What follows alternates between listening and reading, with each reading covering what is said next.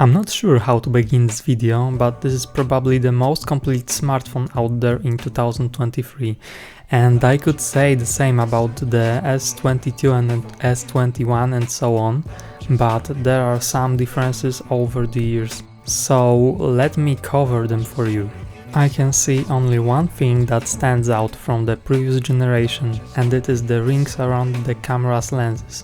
The S22 Ultra did not have those rings, but apart from the design, I don't know what they would be used for.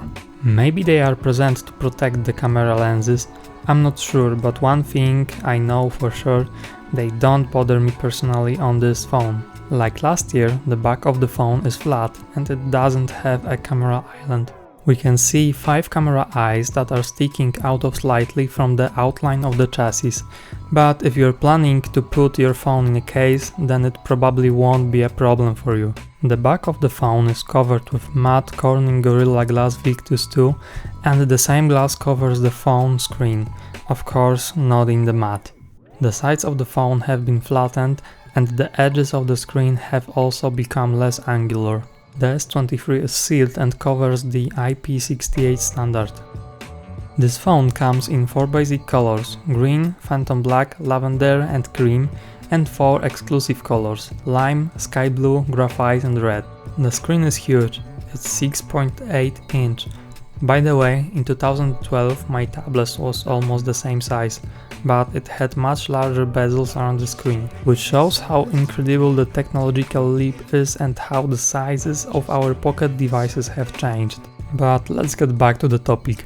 The screen is called Dynamic AMOLED 2X. The colors of this panel are great and vivid, definitely top tier on the market.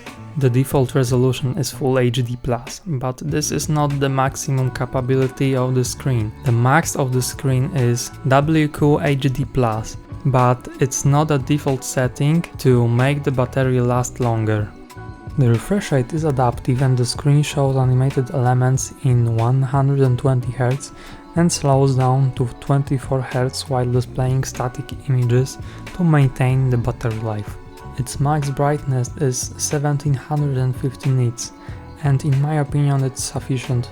Such brightness allows you to use the phone both indoors and in sunlight, although it is known that in the bright places the effect may not be as good. The phone also has a good minimum brightness, so it does not glare in dark rooms. The screen supports S Pen, which is included with the device. With the help of this accessory, you can control the camera, write on the screen, write in the calendar, convert handwriting into text ready to be pasted in your email or notes, for example. The S Pen enables you to change slides in your presentation and can also serve as a magnifying glass for the phone screen. For those who live in Europe, good news! Samsung has finally introduced the Snapdragon processor into its phones. Although it was a standard in America, on the other side of the ocean we had to live without it for a long time, with alternative being Exynos. However, now we can enjoy the Snapdragon 8 Gen 2 processor, which has been implemented in the last models of Samsung phones, which also means the S23 series. The phone is available in several memory configurations, namely 8 or 12 GB of RAM, and now it features the new LPDDR5X memory and a quarter, half or full terabyte of storage. The S23 Ultra variant does not feature a microSD card slot. The phone has top spec camera modules and offer 4 of them with different lenses: ultra wide, wide standard, 3x optical zoom and 10x optical zoom. The main wide camera has a whopping 200 megapixel sensor, the ultra wide is 12 megapixel and the other 2 modules are 10 megapixel each. It's worth mentioning that all the cameras have different apertures and pixel sizes, and it's important to say that although the 200 megapixel sensor has a much smaller pixel size than the other sensors, the camera incorporates some sort of pixel merging technology, and the same sensor in the 12 megapixel mode has about 2 times larger pixel than other sensors. You may ask why this information is important and why am I bothering you with it. I got you, I have an answer. Pixel size matters because it is a component of how much light is in the actual state of given pixel. Smaller pixel has less surface area for capturing light, and there are other elements that affect the amount of light on the photo. Get an aperture, for example. Although I might seem worried about the megapixel war, maybe it isn't justified because the photos come out top of the line and they are great. In my experience, the recordings from this phone are not as saturated as those from competitors' phones. The colors are more real, and don't get me wrong, but I can't say if it's good or bad. Whether you like it or not, the image depends on your preferences. There are no concessions after that. This is another flagship camera. I have mentioned that the phone records up to 8K 30 frames per second or 4K 60 frames per second and has a top-tier image stabilizer.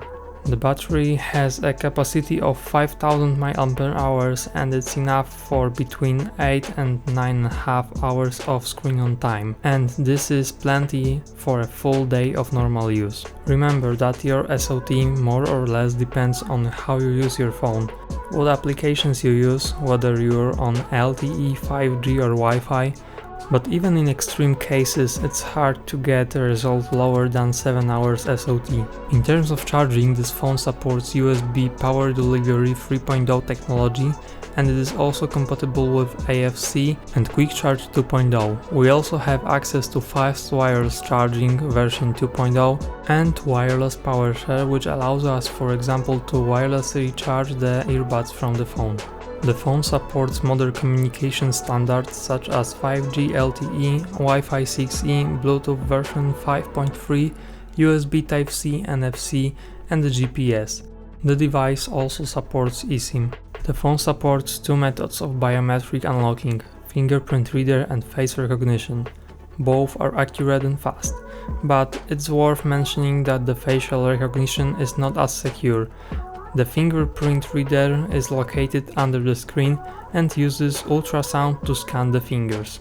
The phone has Samsung One UI system overlay, and it is Android version 13 with the potential to be updated in the future. The phone also offers the Samsung DeX desktop mode, which with the help of additional accessories allows you to use it like a computer. Summarizing the review of Samsung Galaxy S23 Ultra, I believe that it is the one of the most complete phones of 2023. Personally, I'm rather fan of the S23/S23 Plus enclosure, but it doesn't mean that the Ultra is worse. This phone offers everything that is necessary for its comfortable use, and even more. Everything is in a top quality and there are no concessions. It's simply a device without compromises. Brilliant workmanship and fitting elements give the impression of commuting with a premium class device, and that's exactly what it is. I hope you really enjoyed this video. Please leave a like, sub and comment. See you in the next video.